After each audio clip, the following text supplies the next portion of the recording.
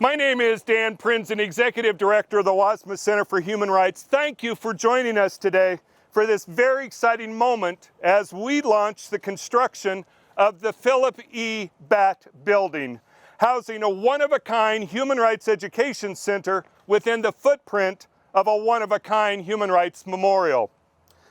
The Wassmuth Center for Human Rights was founded in 1996 for the purpose of constructing a memorial to human rights in Idaho's capital city. For over 2 decades, the center has provided programming and resources on-site in the Idaho Anne Frank Human Rights Memorial, off-site in classrooms, companies, communities throughout Idaho, and now online reaching national and international audiences. The scope of our programming, resources, and services has grown dramatically. Now it's time to look to the future. And the future is bright.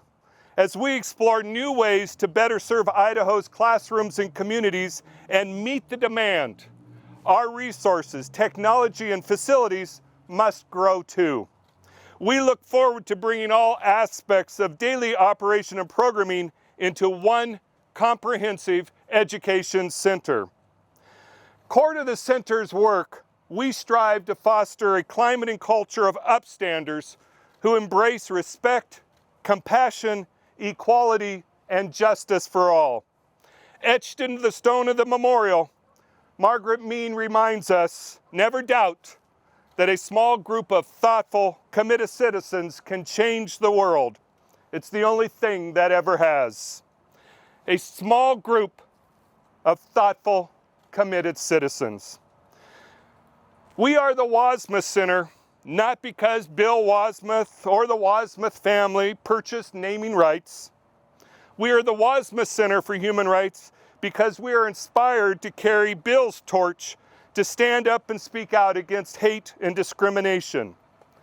Within the memorial, the Marilyn Schuler for Human Rights was not funded by the Schuler family. The classroom was named in recognition of Marilyn's commitment to take action when hearing or witnessing injustice.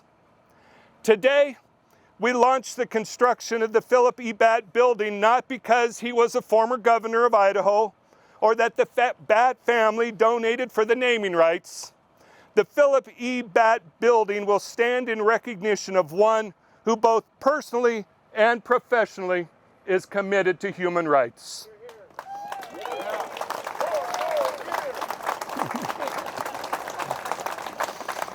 It is not what a Bill Wassmuth, Marilyn Schuler, or Phil Batt did for the center.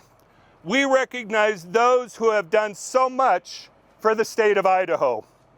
It is on their shoulders that we stand today.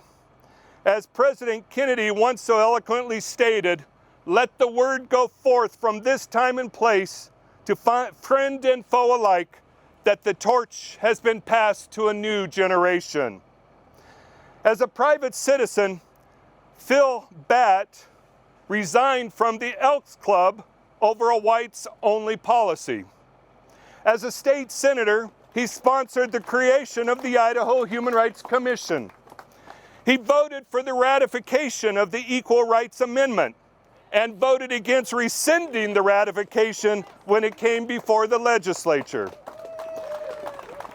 As governor, Batt pushed through landmark legislation to cover Idaho's largely Hispanic farm workers under the State Workers' Compensation Program and personally reached out in unprecedented fashion to Idaho's 5 recognized Native American tribes, personally meeting monthly with tribal leaders.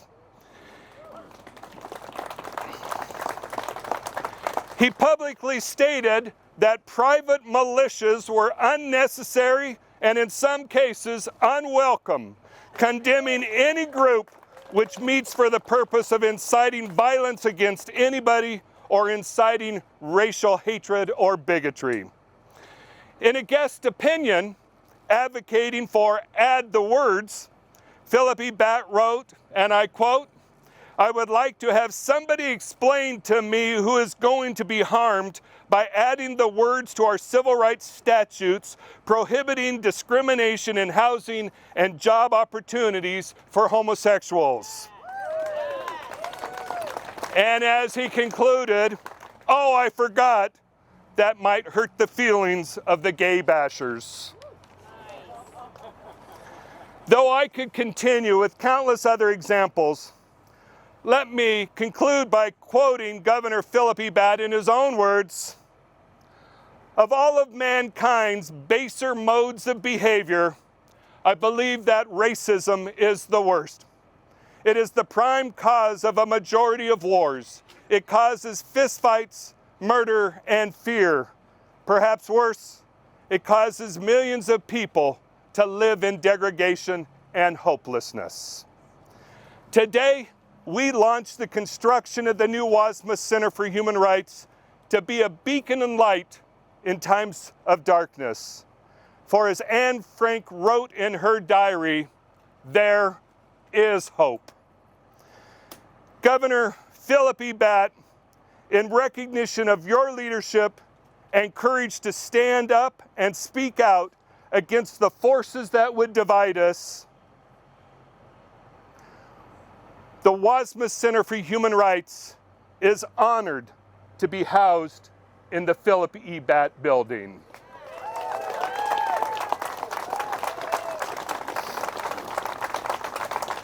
Governor and Mrs. Batt, would you please be the first to sign the beam? And we invite any of Governor Batt's former staff members to step forward and join him at this time.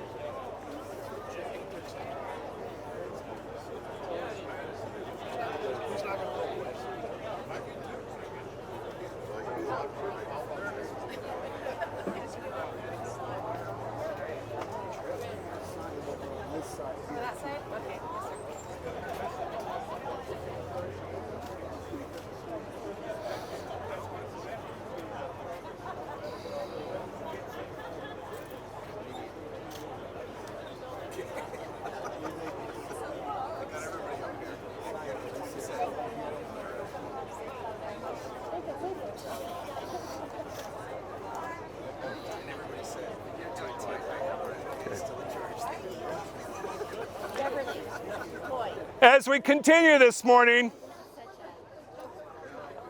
recognizing that the Wasma Center for Human Rights is the builder and home to the only memorial to Anne Frank in the United States, we invite U.S. Senator Mike Crapo to please step forward to sign the beam.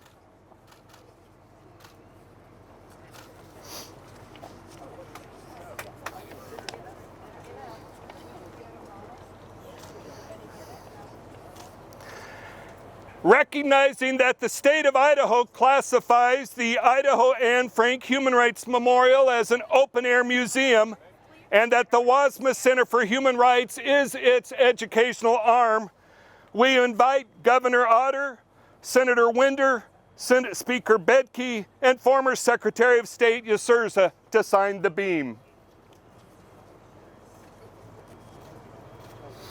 I'll sign under you. That's where I always was. You lasted a whole lot longer. I'm going to graduate from one of those.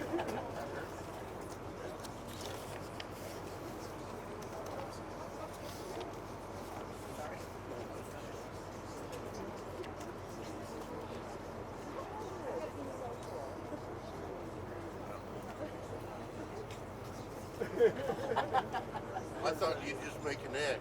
I usually do it. He has to authorize it. I can now get my left foot in and out of my mouth.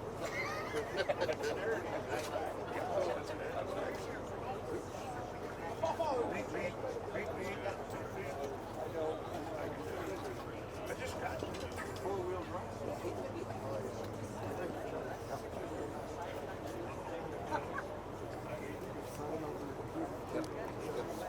Which way you gonna look, Becky?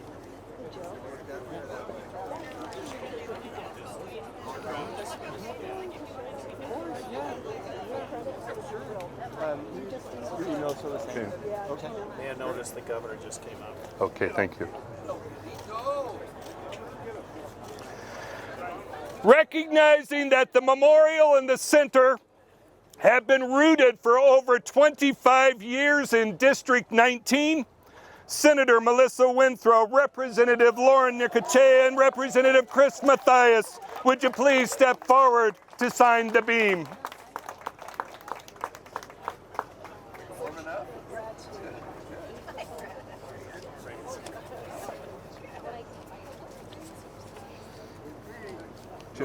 Not yet. Not yet, Governor. You have to wait, Governor. We're going to wait. We got a special moment there.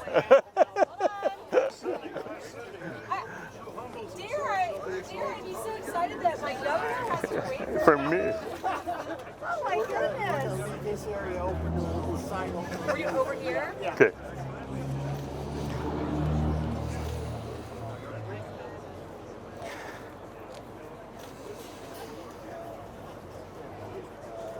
Can I put a smile face? No smiley faces, no hearts, no graffiti.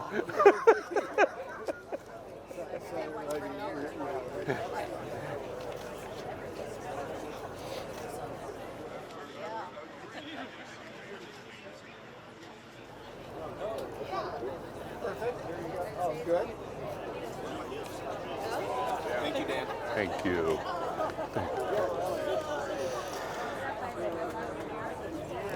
Recognizing the extraordinary partnership that exists between the center and the city of Boise, that physically grounds the memorial and the center in the heart of Idaho's capital city. And as I often tease the mayor, we are the heart of the capital city. We invite Mayor Lauren McLean and any members of City Council that are with us this morning to step forward to sign the beam. We would not be here today on this location in this city without the mayor's support. Mayor McLean, please step forward and sign.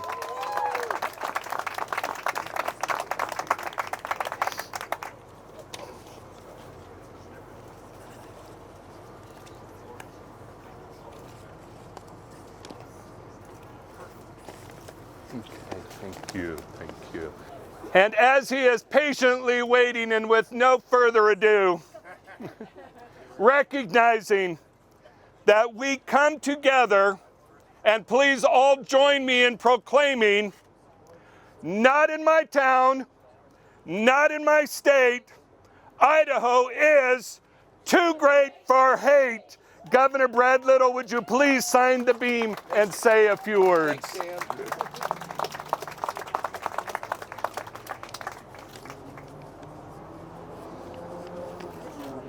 Hope it doesn't tip over now. Governor. Well, thanks everybody, and Governor, Francie, Governor, everybody that's here. You know, this is kind of my path through Boise quite frequently, and I never come through here that there isn't somebody pausing and reflecting about what this complex means, and we're so excited for everybody that's supporting this new facility and what it speaks of. And you couldn't have picked a better guy in the world to name it after than my mentor, Governor Phil Batt, for all he did. I remember doing workers' comp with Governor Batt, and he time and time again, he led by example for Idaho, and Idaho's a better place for his service, and we couldn't be doing it for a better man. So thanks, Dan. Thanks all for the support. Thank you, Governor. Now we're going to flip the beam, allowing the public to step in to sign. Today we also recognize that the strength of the Wassmuth Center for Human Rights lies in the commitment of countless volunteers who donate time, talent, and treasure in order that we might fulfill our mission to promote respect for human dignity and diversity through education. At this time, we invite those members of our governing and advisory board, memorial docents and center volunteers, and center staff who are with us this morning to begin to step forward, and will form a line behind the beam to sign the beam. And while you are signing, we're going to take a dramatic step to clear the way for the construction of the new Wassmuth Center for Human Rights. It is time. Down with the past, and let's look forward to the future.